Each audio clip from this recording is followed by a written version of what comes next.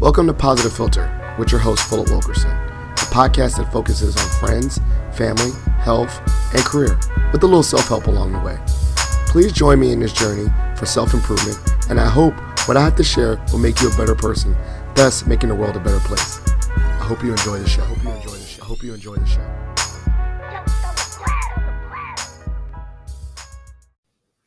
Hello, ladies and gentlemen, boys and girls, and people. It's Philip Wilkerson back with another episode of Positive Philter. I'm joined by a special guest. Well, everyone's a special guest because they take time to join me on my show. I'm joined by Carrie Young. Now, as you know, I sometimes have people on the podcast that I've never met before, and our first time interacting is via this podcast. But I have listened to Carrie's podcast, which is called Past and Career. Paths in Progress. Past in Progress. And now, mind you, I did listen to her episodes. I just get tongue-tied when I'm a little nervous. But I've listened to this wonderful episode because obviously it's an infusion of career development in a podcast. And I love podcasts that have individual stories and how they got to where they were. And I think we've actually shared some guests that have been on my podcast have actually been on your podcast. Oh, cool. But Carrie, before we get into this, tell us a little bit about you and who you are. Sure. My name's Carrie. I am a mom of two littles. I've been married 22 years. I am a musician. My degrees are in music. I focused on opera. And I love learning. I'm a lifelong learner. Relationships are really important to me, and investing time in relationships, which actually has showed up in a big way in my career path. And I've worked in higher education for about 16 years. Actually, you know what? I do remember how we got introduced. I believe through the networks of higher ed, one of my fraternity brothers, Eric Price, reached out to me. He works at George Mason with me and was like, Carrie, I connected with her somehow, and she has a great podcast, and I went down the rabbit hole. So it's just the world of higher ed is so small. But Yeah. you did say that you worked for 16 years and you're out of higher ed. So even when you're out of higher ed, you are still plugged in. Oh, yeah. With all the people, all your ex-coworkers, all that. So in higher education for 16 years, what was some of the roles that you had? Well, I started out just working as a graduate student. I was working for a dean of enrollment services, and she transitioned me into advising and admissions. And I spent most of my career in academic advising. I started at a community college, and then I worked at a major university in the music school because my background is in music. That eventually formed the College of the Arts, and I became the executive director of academic affairs and student success, which is a long title, but worked with advisors, admissions, recruitment, graduation, orientation, all the things, all the committees, curriculum stuff. So I have really enjoyed my career in higher education. A lot of that is because of that relationship piece that I mentioned a little while ago, that I really enjoy forming relationships with people, especially long term. So I loved my students, my colleagues, the faculty. Forming those relationships and being a part of their journey was something that was really important to me and something that I really cherished. So obviously you transitioned out, and I believe you said this is most recently, and you're not unique in this experience when I say that. When the Great Resignation has hit certain industries very strongly, particularly higher ed. What was, some of the times of taking a step back? What were some of the reasons that you needed to take a step back in regards to that institution? Yeah, it was an extremely difficult decision for me. I will say that. Like I said, I really enjoyed my students and my colleagues, and I had just reached a point, unfortunately, across higher ed, a lot of staff and a lot of advisors are really overburdened and overworked. And I was facing that to an extreme degree during the pandemic. And I'm also somebody who I don't want to let balls drop. I don't want to have students go unanswered. I don't want to have students not be helped. I don't want to have my colleagues feel like they're drowning when they need help. So I just kept going and going and going and going to the detriment of my physical health and my family. So I really just had to make the decision to step back from that particular role. And like I said, it was a really difficult decision, but it led to the development of my podcast. It led to a lot of different avenues that I just never thought about before. There's so many ways to work with students and to work in education, and there's a much larger ecosystem of professionals that do that than what I realized. So I'm really thankful for this time because I've been able to explore a lot more things while still staying connected to that world. And I may go back in a similar capacity. I don't know. I'm really open to what the future holds. Yes, I actually, and I like the fact that doors don't close. That Yeah. there's no possibility. I think we actually have seen people return to, as you know, institutions realize who they left or realize that they need to be flexible. And so, I think there's no permanence to any of this stuff, right? You got to look at what is best in your best interest in that current spot, and then you continues to make decisions. So going back to that, right? Like we're not going to really focus. I think more so with this podcast, focusing on your forward thoughts and moving forward in your creativity. When you started to develop this podcast, what was some of the inspirations to start? What was some of the, you know, going to the drawing board, the brainstorming, the day Yeah. one? What was some of that? What's that like? So when I resigned from my job, I actually thought I was going to be leaving education altogether and doing something very different. And probably a couple of weeks after I resigned from my job and left, I was sitting in traffic and I just had a very clear thought enter my mind that I'm not done. I'm not done with students. I'm not done with higher ed. But I knew that at that time, I needed to do things differently than what I had been doing. So I just started thinking, like, what are things I could do, where I can use my experience, I can use my expertise, I can use my connections and all of that, and still do something that could help students. So I had a lot of different thoughts, but it eventually landed on maybe I should look at podcasting. And that really came out of the fact that one thing I missed a lot was teaching the freshman seminar class that I taught. I had created the curriculum and I put it all through the system and got it in the catalog and all of that stuff. And I missed teaching that course because there were just different kinds of conversations that you had. I had a lot of professionals come in to talk about their path because I wanted students to hear a realistic and transparent story about how people got to where they are, because I think we have a lot of ideas in our head about what a career is like, what a particular career is like, what it takes to get to that place, when we're in high school or in college, but we don't know the reality of what people's lives are really like and what they really went through and what they really did. So I tried to present that through having people come in and tell their stories. So I thought about a podcast because I thought, well, I could still do that, right? I can broaden that. I can, bring in all of these different people. I don't have to be in the same room with them, in a classroom. So that's really where the idea came from. I miss teaching that class and I just thought this could be something, so that's where it started. And I started by reaching out to people who already had either come to my class before or who knew about it and were familiar with me and my work. And that's how I got it started. And it's been really fun hearing all of these stories and being able to share this and hopefully helping people and building a resource. That's really what I'd like to do. I love it, and I think I love the journey part. So my thoughts, okay, my thoughts about editing and podcasting. I was I guess I can't say camera shy, but I guess I was radio shy. And so I had the idea. I developed my podcast, I believe in December of 2016, and I didn't release my first episode to April 2017. So you could see that I was nervous. I kept on recording, didn't like it. So maybe start to finish, when was like the idea came to fruition and you actually recorded your first episode?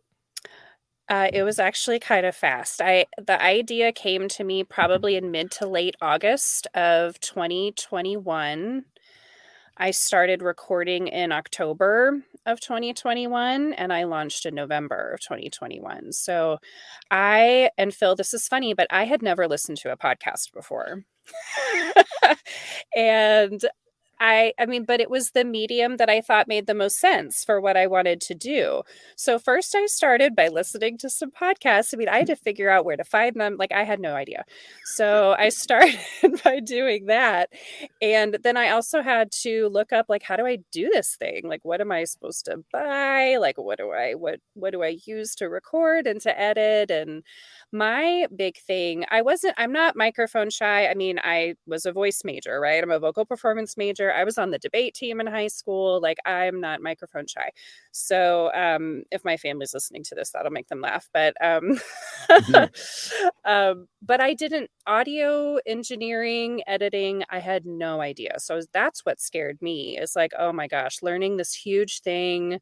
I don't know how to do this, you know? So thankfully, I found a program that is incredibly user friendly and super easy. And I'm very thankful for it because I probably would never have gotten to where I am without that. It's called Descript, by the way, for anyone wondering. It's basically like editing a Word document.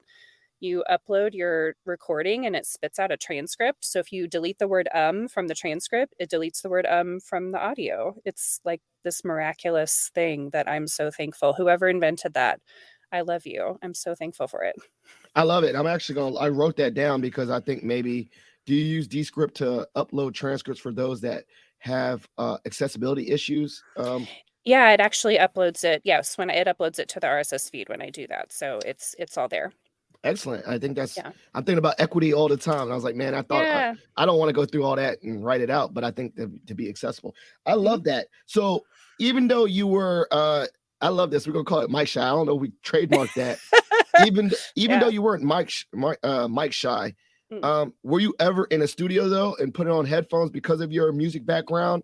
Were you ever on the Yeah. other end and been on a microphone and been in a studio or whatnot, and it was just the editing part that was uncomfortable or I new? mean, I don't have a lot of studio experience. I have a few things that I've done over the years, but a lot of it in higher education is speaking in front of large groups Mm. of people. You do new student orientation, you do stuff at graduation. I taught my class. I always had to go in front of groups and I don't know, there were so many things that I had to present and do over the years. So, I think just my combination of being on stage and being in rehearsal and then also speaking in front of groups for so many years, it doesn't scare me. I'm just used to it, I guess.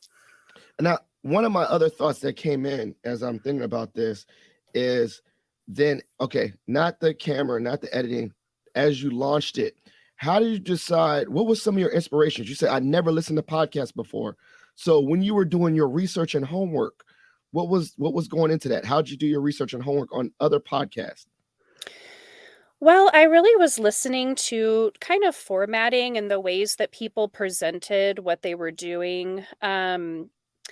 Although, I knew kind of how I wanted to approach it because I had approached it in a similar way in the class that I taught. Although with the podcast, I could make it a lot longer, right? I wasn't bound by however long my class was or how many people were there that day. So, um, I thought about it, if I like for each of my episodes, it's a different type of career path. So, like the one I just launched yesterday is an architect, and I have doctors and lawyers and teachers and nurses and, a lot of different things. So I try to think about it from the context of if I'm a student and this is a career path that I think that I'm interested in, maybe I'm sure about it, maybe I'm not. What are the kinds of things that I need to hear to help me make my decision or to help me further evaluate, what I'm considering? So sometimes that's really easy because sometimes the career paths people describe, I don't know anything about them. So it's really easy for me to ask basic questions because I don't know about it either. But for the people who I already know a lot about their path, I try to think of it from that student perspective. Like what is this life like? What do I have to do to get there? What are some things that maybe you didn't do that I should consider doing, or new things that you're seeing in the field? All of those things that we wish we had thought about if we didn't. Because I know that I'm in a place I never was thinking about working in higher ed or, I mean, podcasts didn't exist when I was in college. There's a lot of things that I've been doing that were never part of my plan. And that's actually also a message that I try to convey in the podcast is be open to other things, other possibilities, other opportunities that come your way that may not be part of your plan, but maybe will become, part of your plan or part of your future. And that's not a bad thing. It's not a bad thing to change course. It's not a bad thing to change your mind. It's not a bad thing to try something and then realize it's not right for you and be bold enough to go a different direction. All of these things that we learn along the way. I don't think that's a conversation we have enough in college because higher ed is so focused on picking your degree plan and sticking to your plan and graduating on time and moving on, right? And obviously there's reasons for a lot. There's so Mhm. many reasons for that we could get into, but Mhm. I think that we miss that conversation that, you're going to have different seasons of your life where you may not want to do this anymore. You may not want to do this anymore when you graduate. You Yeah. may be done with this when you finish your degree. It may be 5 years, 10 years. It may be never. Maybe you'll always do this. We're all different. But we don't really have that conversation with students a lot in college because we're so focused on the plan that we've chosen and following the plan that we don't have a lot of opportunity to talk about, well, what happens once I leave this place? What is my plan? Is there a plan? What if I change my mind? All of that. So we try to talk about a lot of that too, to normalize it because that's what life is like, but that's not the conversation we have with students when we're doing this type of consultation and advising in an education setting. I love it. So one of my thoughts is you already had an embedded network, and so you already tapped into that. Talk to us about, or the listeners, about how did you start to get outside your network and meet new people through the podcast, and particularly the careers that you weren't already connected to, and those industries that you may not have been already connected to, and getting new people to join you on this podcast journey. Yeah. So I've been really delighted by a lot of things that have happened in that way that I wasn't expecting. One is LinkedIn. I had used LinkedIn, but not in the way that I use it now. I have complete strangers reaching out to me on a regular basis, and I wasn't expecting that, but it's been really awesome. Sometimes it's other people in podcasting, sometimes it's other people in higher ed and career education, all of these things. It's been really great to build that side of the network. I've had a lot of friends and colleagues, refer me to people just directly, and that's been really great. I've also done a lot of emailing to people in the field. So I email high school career counselors on a regular basis to introduce myself. I email college career centers, also like offices that do major exploration or advise undecided or undeclared students. And I also email people who teach freshman seminars like I did, because a lot of resources like this often get presented in that kind of setting. So I do a lot of reaching out on my own because everybody's emails on their institution website, right? It's not difficult to find people. It takes time to find people, but I think it's worth it because I've made a lot of great connections that way too. So I love this. That's a. I'm curious. Do you know your Clifton strengths? Like what your Clifton strengths are. I don't. I haven't I'll done that before. I might have to hook it up or try to find a way because that's a very extroverted thing. That's not Clifton Strengths extroversion, but I'm seeing a lot So of that's so connector in you and woo, and that takes a lot of, I'll say, gusto or courage to reach out and really put yourself out there in new spaces, particularly new spaces where you really don't know people. It takes a lot of courage. it's so funny you say that because I think most people who know me the best, who are closest to me, say I'm an introvert. And I think truly at my core, I am an introvert. But whenever I take those assessments of like, are you an introvert or an extrovert? I always get the 51-49 split.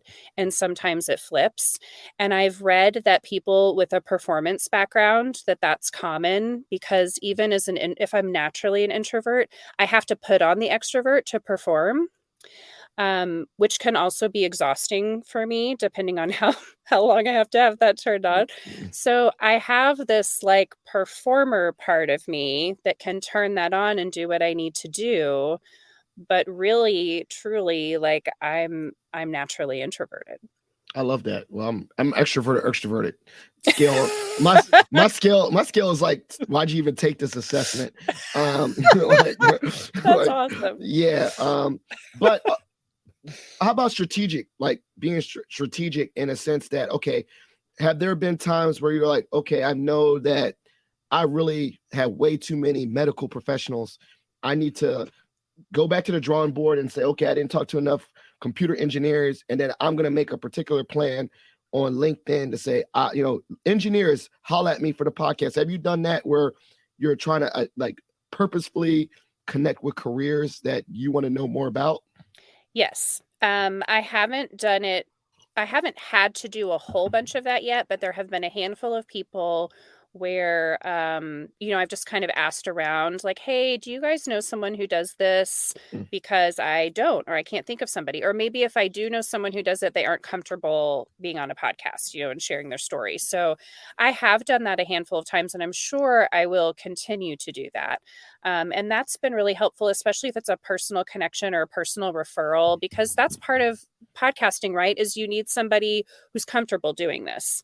I don't want to pull somebody on the podcast who doesn't feel comfortable telling their story, right? I mean, I want people to feel good about what I'm putting out there on their behalf.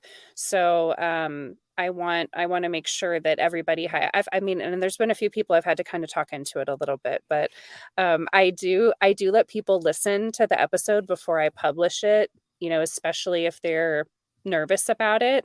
And then if there's one comment that they're like, oh my gosh, I can't believe I said that, they'll be like, I can take it out. It's okay. I want people to feel good about what they've said and what's going out there.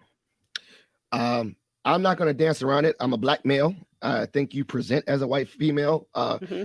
How about that part of your outreach? Like I want to see diverse stories. A lot of this industry is, from the optics is a white male dominated industry. So I want to show, women or black women or, LGBTQ plus identity in this space. Had that been some thoughts too, as you develop your podcast? Like, I want to share stories of different identities in these careers. Cause for me, when you were saying that things about freshmen, I'm thinking also more so as a black male when I was young and 18, wow, I didn't really know there was that many black astronauts or black, just insert any career. And I think hearing those stories, that's also been very helpful. So, those thoughts for you, like when you were Yeah. reaching out to people and sharing stories. Absolutely. And, some of my guests have not shared their background when they've shared their stories, and that's okay. I haven't directly asked anybody to do that, but a lot of people have shared on my podcast their race, if they're part of the LGBTQ community. And a lot of times that's in the context of what you just said, of their background, maybe their access to resources, maybe the type of school that they attended.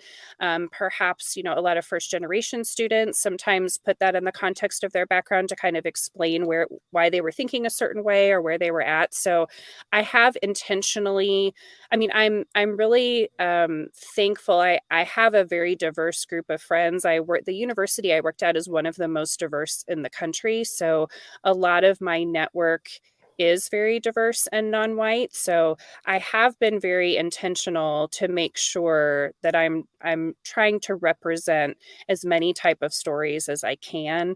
And I have thought about that. I don't have people's like pictures, except my podcast is on Broadway on Demand, the performer episodes. So if you go to my page on Broadway on Demand, you will see their pictures. And I have made sure, I don't want to have a page of a bunch of white people. With music, that can be challenging at times because I'm from the classical music world, which is not as diverse as a lot of other industries and fields. So I have really intentionally tried to pull a wide variety of colleagues to share their stories, and I intend to still do that. The other thing that's been interesting is when I do these cold call emails to people, the only negative responses I've received have been from men who are older than me, which I have found quite interesting. um, I haven't gotten a lot, but the few that I've gotten have, kind of questioned why I'm doing what I'm doing, or why do you think that this will be successful, or who is going to listen to this, or, kind of things. And from strangers, and yeah, that's been really interesting. And when it first happened, I was just like, whoa, okay. I mean, he doesn't know me. That's fine. But then when I started to see a pattern, I just thought it was interesting. And I Yeah, can see people's pictures on their website, so I know what they look like. But it's been very interesting to me that it's been a all consistent. all white males who are older than I am. Yeah.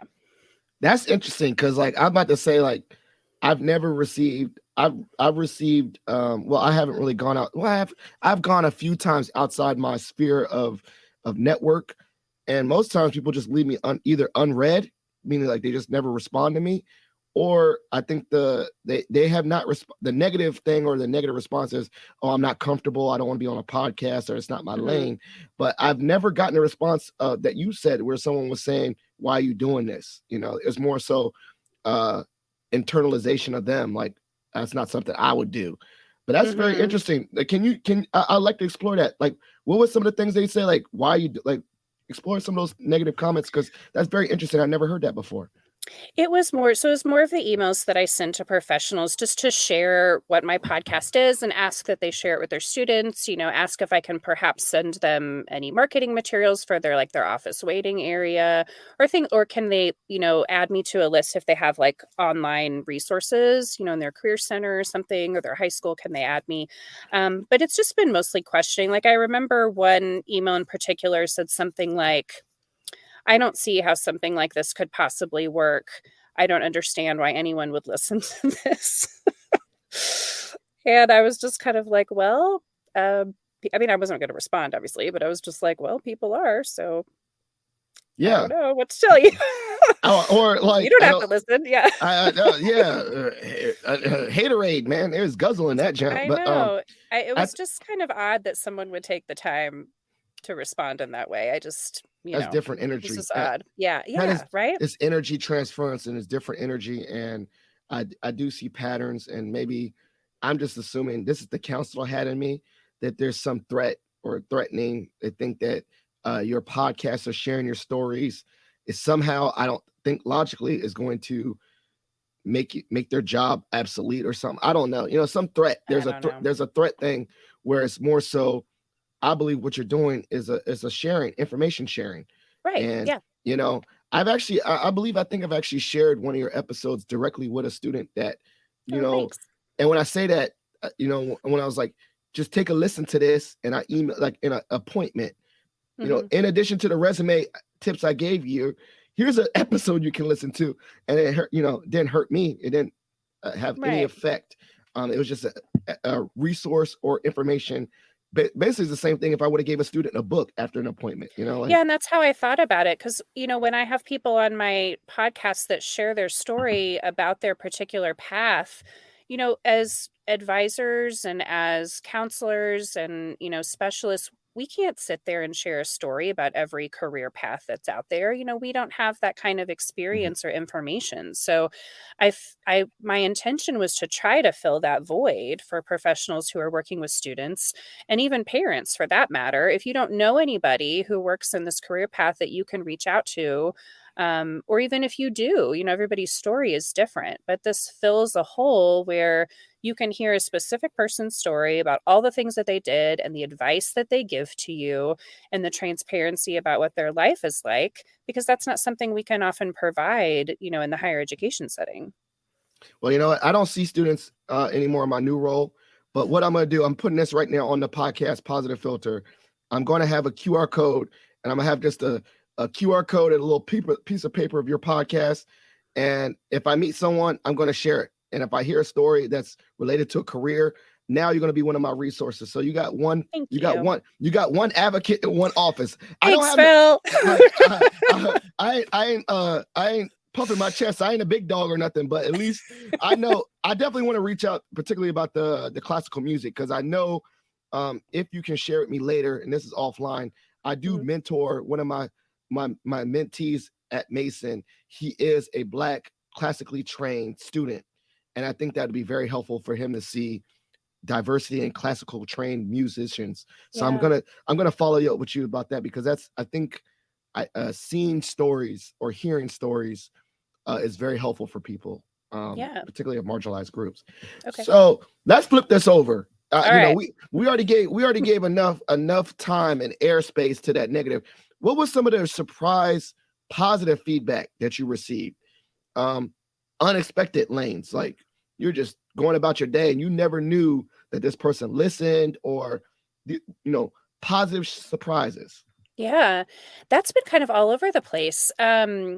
I received, I was, thinking that my audience is high school students, college students, maybe grad students, maybe people that just graduated. But I have a lot of people write to me who graduated 3, 4, 5+ years ago, and maybe they started out on a certain path and they're realizing that's not what they thought it would be or what they realize they really want. And so they're starting to listen to things like this to help figure out what their next steps should be. So that makes sense, but I wasn't, aiming for that, but I'm happy to be able to reach that population as well. And then, it's funny because each guest I have, usually their family and friend network will listen to their episode, right? Mhm. So, people's grandmas have commented on things, and obviously people's parents listen and their siblings. And so I've had a lot of kind of different, like, oh, I have a neighbor who's student, blah, blah, blah. So I'm going to share this with them, So it's been kind of fun. Just a lot of people who've landed on the podcast, often because they know one of the guests that I've had, not because they were really searching for that content necessarily. So that's been really fun.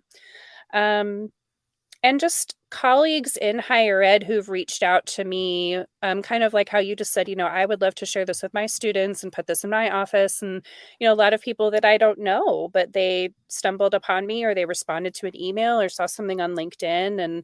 And so I've really felt a lot of support from high school counselors and from the higher education community for this, because I think it is kind of a hole that we have that's hard to find a way to direct a student to help unless you know a person that you can direct them to, right? And sometimes we do. Sometimes we do say, "Oh, I know this person who has this career path. Why don't you talk to them?" But sometimes we don't. Often we don't, right? Or you just need to hear a different perspective or a different path in the same field. So, um, yeah, it's been really fun and it's been really encouraging. I mean, I know I mentioned those negative emails, but those are only a handful, among the many, many positive things that I've received, which I'm really, really grateful for. So, we're putting our career hat on you. What has this, opened up or explored to you in regards to your own career development going through this podcast? Have you done different things, speaking gigs in person?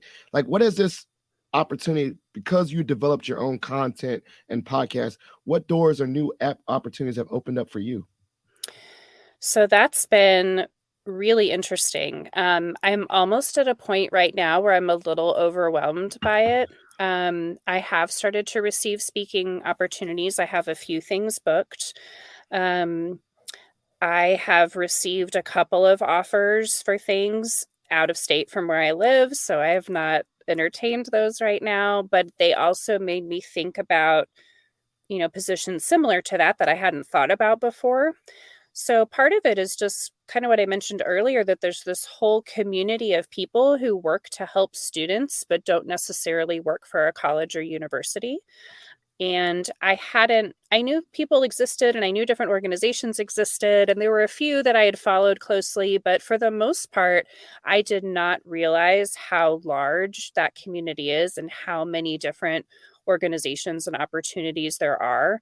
So, I've done a lot more connecting and exploration to think about all of these different settings and types of organizations and where I think I might want to gravitate toward. Um, I've also been doing a lot of writing and trying to reach out to people in that way. I have had, let's see, I've had a lot of different opportunities present themselves, and I'm in a space right now where I am trying to be careful, because of where I am with my kids. My youngest goes to kindergarten next fall. So, I'm trying to be careful with my time, and I'm trying to be very selective with what I do, because I know I don't wanna find myself in the same type of situation that I left. So, I am trying to take this time to make sure when I dive back in, that I'm diving back into waters that I know are the right ones for me at that time, if that makes sense. So, Oh yeah. yeah, one thing I've really learned from a lot of the guests on my podcast is this whole season, all these seasons we have in life. And at one point in life, this particular thing is perfect and very exciting and gets you up in the morning. And then that same exact thing 10 or 15 years later can be really difficult depending on what your life is like at that time, right? So I've really kind of stewed in that and learned a lot about how we can still have the same passions at our core and use our experience, but there's so many more ways to use that experience than what I allowed myself to think about before. We get so much in the day to day, checking the box and going down the list and doing all the tasks, that I didn't really have the creative space to sit down and think, like, what are all the ways I can use my experience and my talents and skills, even though I was asking students to do that, right? Yeah.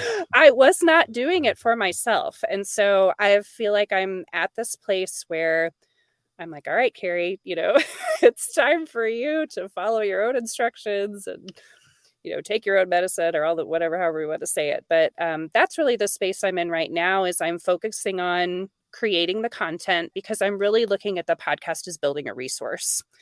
I'm not looking at, you know, I'm not trying to become like a personality or an influencer or something. It's really, I don't look at it as about me. Like, if you look at my logo and everything, I don't have, and you don't either, I don't have my picture on it. That's not what it's about. I really want to highlight the people that I'm talking to, and I really want to build it as a resource to help students. So I'm trying to put the bulk of my focus there. And then also the whole network expansion too, I've learned a lot about too. Like, I know about networking.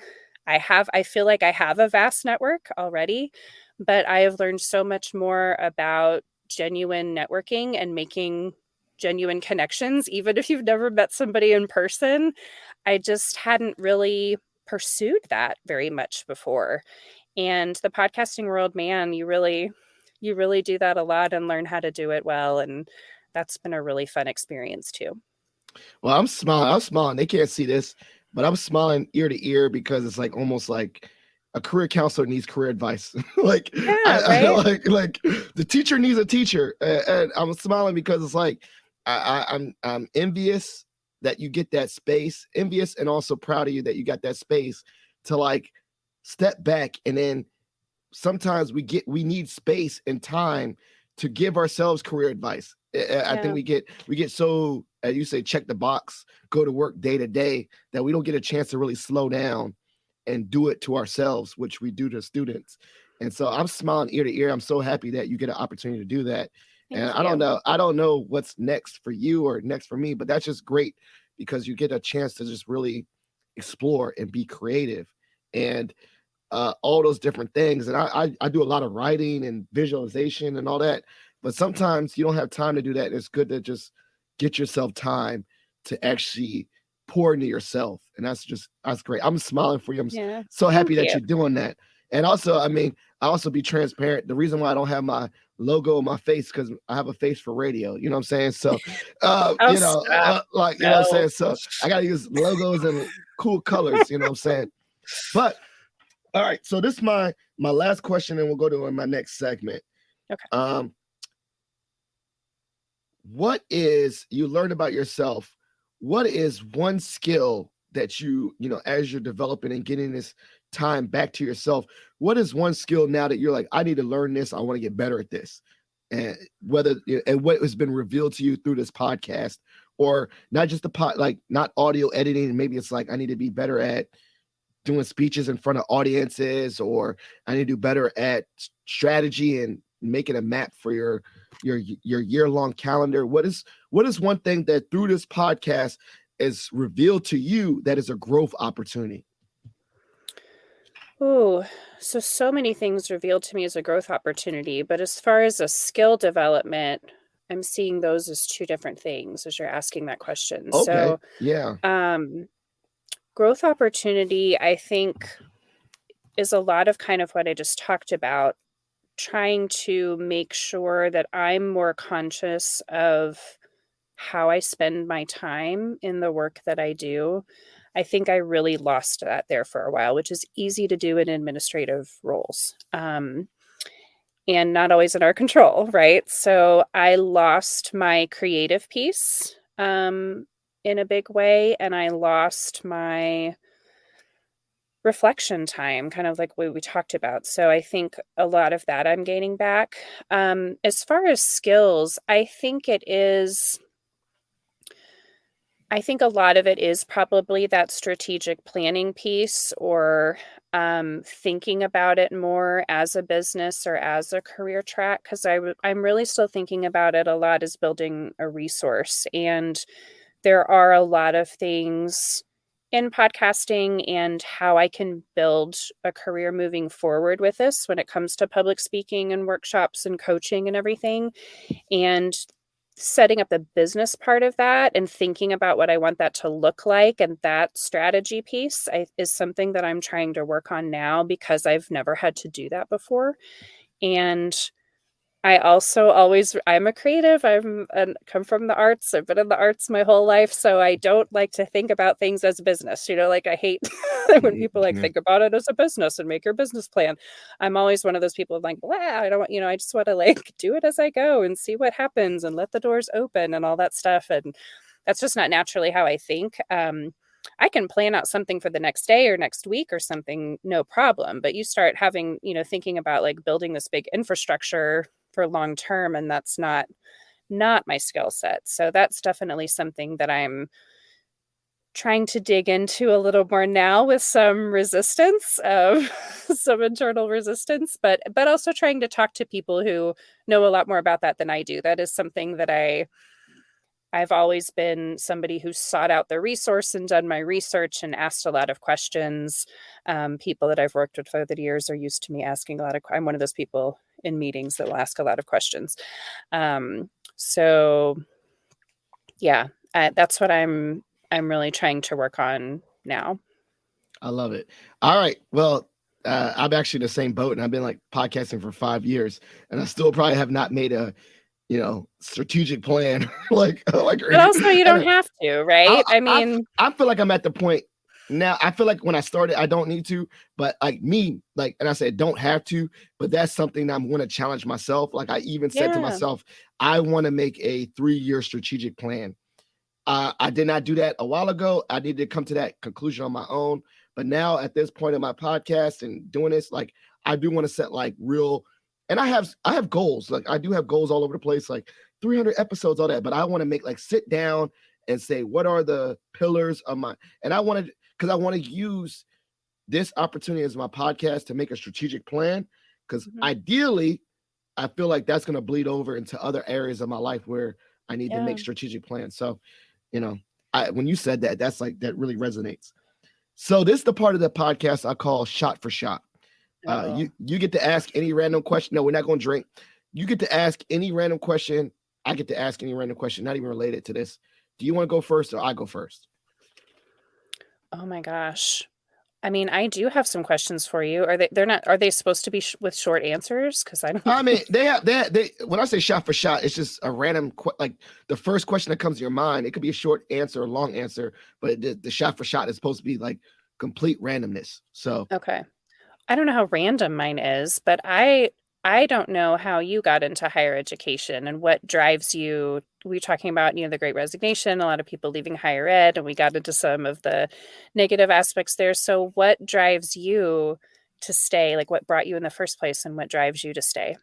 all right. So the long answer what brought me there is that I think that's what we're going to talk about on your podcast. But the Yes. but the short answer is just life happenstance, educators going through a class. I was like, wow, this teacher. So I'll do the short version. The short version is higher ed is I didn't know what I wanted to do after I graduated college, worked in education, realized I wanted to get a master's. I'm going real fast. Got my master. While I was getting my master's, I took a career development class that was called career counseling, how to do career counseling. Had a guest speaker. The guest speaker was Ken Garant, who was actually working at the Career Center. We had to do an internship. I reached out to him. I bothered him for 6 months, got the internship at Mason, loved it, and said, this is where I want to work.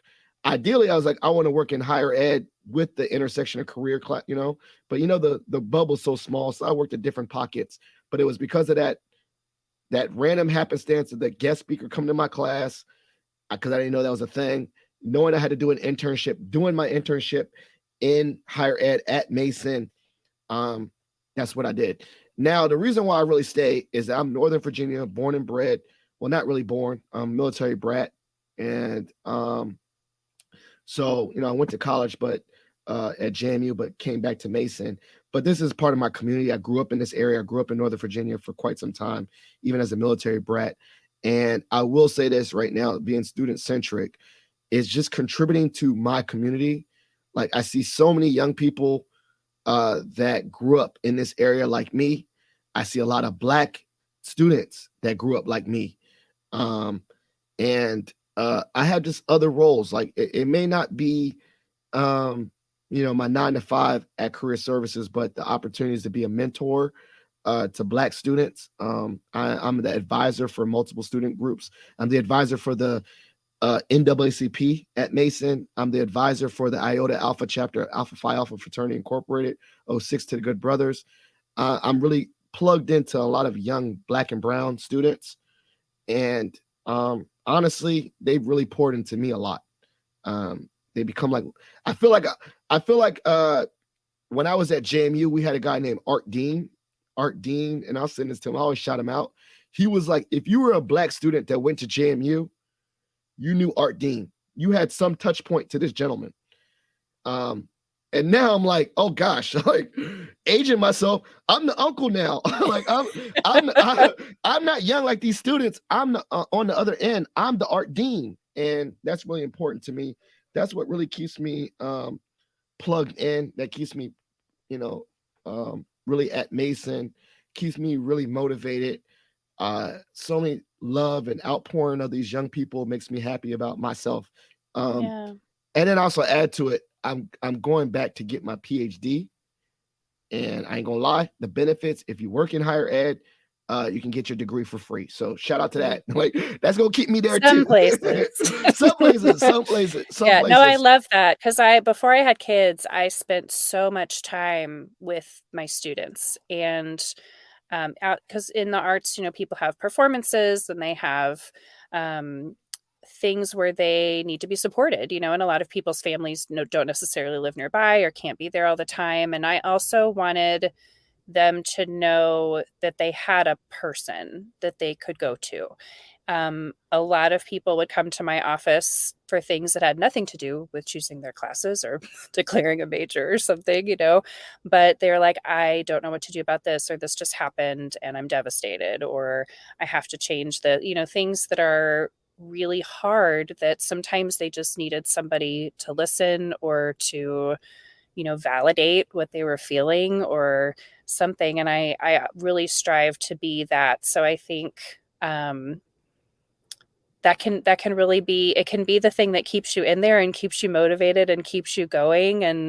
And also a lot of those students have become my dear friends now, students that I had years and years ago, or I don't even think about them that they were my I don't think about them in that context anymore. I think about, this is one of my dear friends, but they really were my student a long time ago. And I think that that's back to that relational piece I was talking about earlier. It's just, when we've had those people in our lives as mentors or as people who have reached out to us as young people and helped us through those times, I think a lot of times we want to turn around and be that for other people too.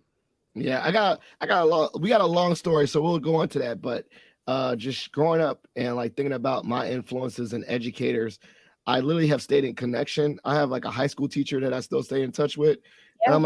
I'm like, oh my goodness, I'm the new Mark Holbrook. Like I went to this dude's 50th birthday party, and he was walking me around, his arm around me, saying, "This is one of my students." Like you're grown now, and it was just like trippy. And then I looked at my mind, I was like, I'm gonna have a 50th birthday party, and I might invite some young people Yeah. that are 20 years younger than me, and they're gonna come, and I'm gonna walk them around and be bragging about them and look at them in a different light. Like we're peers now. Like Yeah. I text this teacher. I definitely didn't text him when I, whatever. But now we're peers. Like I still call him Mr. I sometimes still call him Mr. Holbrook out of respect. Right. Yeah, I definitely never call him. I don't call him Mark. I say, yes, Mr. Holbrook. I don't know. That's just weird. But that's interesting. Sometimes you can't flip the switch. There's some No. people that you can't do it. No. So here's my random question for you. It has nothing to do with this. Okay. You were in music, correct? Yes. So let's say this: if you were a professional, what would you do with your musical? Would you be on Broadway? Would you be a recording artist? Doing a certain genre like R&B or pop music. What would you do? Like if you could just do it and have a marketing team and you could perform, what kind of performance would you be doing? So I was trained in opera. That's what my degrees are in. And that's what we were, quote unquote, training for and preparing for. For me, I realized pretty late, and that's part of what contributes to all the work that I do too. But I realized very late in the game, like halfway through grad school, that that's not the life I wanted to have. Opera is a little bit different from everything else because you have to travel all the time. You don't work for, I mean, there are places in the world where you can work for a single opera company for a period of time, but most opera singers have to travel all the time, where a symphony orchestra member can be salaried for a particular orchestra and work there for years and years and years, right? So it's different for singers. But I grew up wanting to be on Broadway. I mean, as far as being a little kid and loved musical theater, I still do. So that's kind of split. I mean, if I was using my degrees and my training and I continued on that path, then I would be an opera. But if I went back to that little girl and where that love of singing started, it would be Broadway all the way. So are you like going to shows? Have you seen Hamilton and all that? I have not seen Hamilton live. I've watched it on Disney Plus several times. I mean, obviously COVID changed the game quite a bit, and I have small children right now. And so I used to go to a lot of things. As I've gotten older and had kids, I don't go to things as often, but hopefully that will change in the next few years. But that's what I love. Yeah, I love going to operas and musicals and everything really. I love going to the symphony. I love going to ballet, all of it. Oh, you're sophisticated. And maybe if you're in the area in the DMV, you might have to take me to a show at the Kennedy Center because I'm definitely That would learning. be awesome. I'm getting my palette is more refined. I was working with art students and they took me to they invited me to their dance recital. And I was like, man, this show is trippy, man. They're like, what kind of dance is this? They were doing very interpretive. I was like, man, I need to class it up a little bit. I need to get a little bit more sophisticated because I was looking in this room. I was like, what's going on? And but I love it. I really love the arts. This is interesting about relationships. I love the arts 10 times more when I know the person that's performing. Like, Yeah. like I'm like, You want to be there to support them. yeah, I was like, I have no clue what they're saying. I have no clue what's going on. I have no clue what's going on. But because I know this person, I'm like cheering the loudest and clapping super loud just because I know that person. That's my MO. Yeah. So this has been great. It has been so fun. This is when I really love the connections of podcasting and meeting new people. This part now is the part of the show as we wrap it up. I call it shout outs and plugs. So this is you to give an opportunity to shout out and show love to anyone you want to show love to. And then plugs. The plugs will be things that I actually put in the show notes, whether it's your podcast, other things you're working on, so that those that listen to this episode can click on that in the show notes and follow up with you. And also, if you want to share connections like your LinkedIn or whatever, things that you're comfortable sharing. So shout outs and plugs, the stage is yours. Awesome. Thank you. Well, I think for students, if there are students listening, I think one huge shout out I want to give is to career counselors and academic advisors. Some students really take advantage of their career center and take advantage of their advisors, and some don't, right? But there are opportunities there to build relationships with those people who care about your path and who care about seeing you grow and be successful and find what it is you want to find for yourself. So, shout out to everybody out there who's doing that work because it's such important work and it can be so rewarding, but also so draining, right? Because there's so many students and you just want to help all of them and do everything you can for everybody. And it's really hard to do that. So, I'd love to give a huge shout out to my fellow higher education workers who are academic advisors and career counselors because I just think it's such an awesome career and just great work to do. And they are appreciated, whether they're told or not. They're so appreciated. Um, Also, to, like you said, particularly the people who are working on campuses, whether it's high school campuses, college campuses, junior high campuses for that matter, who are looking for those students, like you said, looking out for the students who maybe don't have a person or maybe don't have family support or who maybe don't know what they're doing or maybe afraid to ask questions. So, shout out to those people, but also asking people to look for them and to reach out. Even if it's one person, you can make a huge difference if somebody knows that somebody sees them and wants to help them or wants to direct them somewhere else where they can get help. I think it's so important to look around and try to be that helper and that guide for that person, right? So, and you described your work doing that. So I think that's so important and that's really meaningful to me. Where you can find me. So, my podcast is called Paths in Progress. It's on all the major platforms where you can find podcasts. I'm on Instagram at Paths in Progress Podcast. I also have a page on LinkedIn, which is Paths in Progress Podcast. There's a Facebook page as well.